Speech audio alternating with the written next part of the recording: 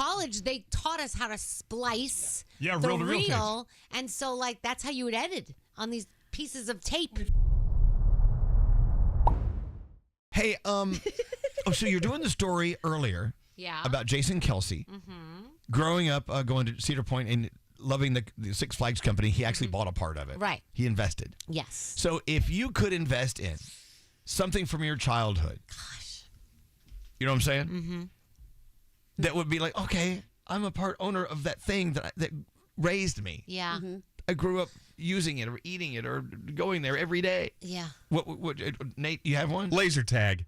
I loved laser tag as a kid. You want a laser tag? I want a laser tag arena with my name on it. Okay. What about you, Danielle? I would probably choose the New York Yankees because they are such a huge part of my childhood. You need a lot of money for that. Yeah, I know. I definitely need a lot of money, but I think that's what I would choose. You know, I wonder if you could invest in like a small little chunk of the Yankees. That would be amazing. That would be so cool. I think I know someone. Yeah? Yeah. Or is it the Mets? What about you, Gandhi? I don't want them. The Columbus Zoo. Wow. It's a great zoo. Well, it's a not-for-profit, though, isn't it? I mean, is it? That's a good question. I don't think it is. So Jack Hanna is the guy who was in charge of all of it, and he did some really, really cool stuff over there where all of their animals now are either rescued or they're being rehabilitated to go out. So it's not one of those zoos that, catches and keeps them. And the habitats there are awesome. And we used to do sleepovers at the zoo, and it was the best time of my life. I loved it. Yeah. What about you, Froggy? Something from your childhood that you would love to be a part owner? Oh, the KB Toys in my neighborhood was the best KB Toys ever. Whoa, wow. What kind of memories does that bring back? I remember when I would be a good boy, which wasn't very often. I would be a good boy. My mom would let me go to KB Toys, and I could pick out any toy I wanted off certain shelves. When you were a good boy? So you went twice. You went 2 times. Maybe 3 times. Maybe. It's so creepy to say when I was a good boy. Well, because I wasn't a good boy very often. I was always into things I shouldn't be into. What about you, Scary? There was a Brooklyn amusement park called Nellie Bly, and now it's called Adventureland. I'd like to be a part of that because this way I could kind of refurbish it and renew all the rides. Scary Class Action Park. Action Park. That's the one. You really want to be sued? No. Traction Park. It's not there. Is it still there? It's now called Mountain Creek. Yeah. Yeah. If you don't know about Action Park, you got to watch the documentary. So if I could invest in something from my childhood, and it's not even my childhood, but it's been the most important force in my life. It's Z100 Radio here in New York. Oh, very good. I've been here for 40 years. Close to it. 1989. Do the math. Wow. 37. Yeah. What? So I mean, this is. They might give it to you. Nah. No. No. I mean, to think about that though. What was such a major influence in your, not only your childhood, but in your life and in your growth? Wouldn't it be great to be Jason Kelsey and have Six Flags? You could own part of your youth. I mean, they're going to add a 7th flag. It's going to have Taylor Swift's picture on it. Right? That'd be so cool. Right next to Mexico. How about Disney World? That would be nice. Okay, get in there. Yeah. Wow.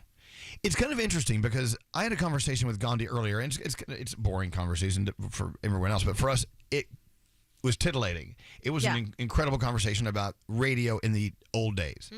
I said, you guys ran or walked so we could run, because what you were explaining to me, radio used to be like, and how they used to have to play things and actually cut tape and put it together.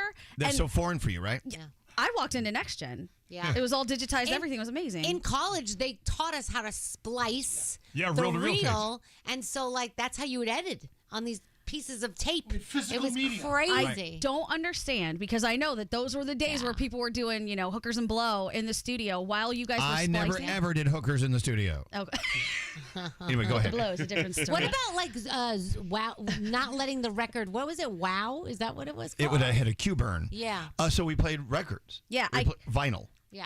And you would play a record. Yeah. And you would have to have the next one queued up, ready to go. You'd have 2 turntables at least. Only 2. Oh, at least you 2. were like a real DJ. Yeah, that's what I said. Oh, this is where disc jockey A lot comes of tape. from. A lot of tape was used. It was the old days. So I was trying to explain this to Gandhi, and in doing so, it took me back to those days. I mean, that was a billion years ago. It seems like it anyway. And you know what's crazy is like we didn't even think twice about it. Like to us, okay, you learned how to do it, and it was easy once you learned it. Like you didn't. It didn't seem crazy. A cue burn. Here's what it is. The vinyl. It's a song on a 45, which is like this round, right? Yeah. You put it on the turntable, and you put the needle on it. You know how the arm works for a turntable, right?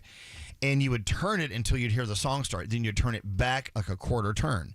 So when you're ready for the song to play, you push the button and it would just play. The turntable would turn on real fast. And it wouldn't be like a weird. The thing is, when you cue it up like that a lot, it scratches the vinyl and it makes it a little. So after a while, you play it. The first sound you hear before the song starts is where you scratched it with a needle. Okay. They call it a cue burn.